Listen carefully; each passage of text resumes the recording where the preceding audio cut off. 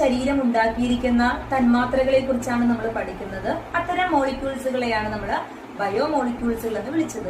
ഈ ബയോമോളിക്യൂൾസുകളെ നമുക്ക് രണ്ടായിട്ട് ഡിവൈഡ് ചെയ്യാം. ഒന്ന് പ്രൈമറി മെറ്റബോളൈറ്റ്സ് എന്നും രണ്ടാമത്തേന് സെക്കൻഡറി മെറ്റബോളൈറ്റ്സ്.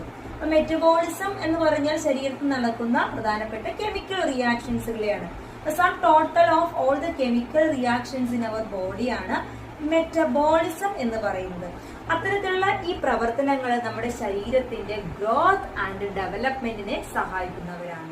അങ്ങനെ നേരിട്ട് അല്ലെങ്കിൽ ഡയറക്റ്റ് ഗ്രോത്ത് ആൻഡ് ഡെവലപ്മെന്റിന് സഹായിക്കുന്ന തന്മാത്രകളെ നമ്മൾ പ്രൈമറി മെറ്റബോളൈറ്റ്സ് എന്നാണ് വിളിക്കുന്നത്. അപ്പൊ പ്രൈമറി മെറ്റബോളൈറ്റ്സുകളാണ് എന്തിന് സഹായിക്കുന്നത്? ഒരു സെല്ലില് അല്ലെങ്കിൽ ഒരു ആനിമൽസിന്റെ ഗ്രോത്ത് ആൻഡ് ഡെവലപ്മെന്റിന്റെ ഭാഗം. അപ്പൊ നമ്മൾ പഠിച്ച അമിനോ ആസിഡ്, ഷുഗർ, ലിപ്പിഡ്സുകള്, അതുപോലെ തന്നെ ഗ്ലിസറോളുകള്, പ്യൂരിൻസ്, പെരിമിഡിൻ കോമ്പൗണ്ട്സുകള്, ഷുഗറുകൾ, ഇതെല്ലാം തന്നെ നമ്മുടെ ഗ്രോത്ത് ആൻഡ് ഡെവലപ്മെന്റിന് ആവശ്യമായിട്ടുള്ള തന്മാത്രകളാണ്. ഇവരെ നമ്മൾ പ്രൈമറി മെറ്റബോളൈറ്റ്സ് എന്ന് വിളിക്കുന്നത്. പ്രൈമറി മെറ്റബോളൈറ്റ്സുകളെ പോലെ അല്ലാതെ ശരീരത്തിന്റെ മറ്റു പ്രവർത്തനങ്ങൾക്ക് സഹായിക്കുന്ന ഒരു കൂട്ടം മോളിക്യൂൾസുകൾ നമുക്കുണ്ട്.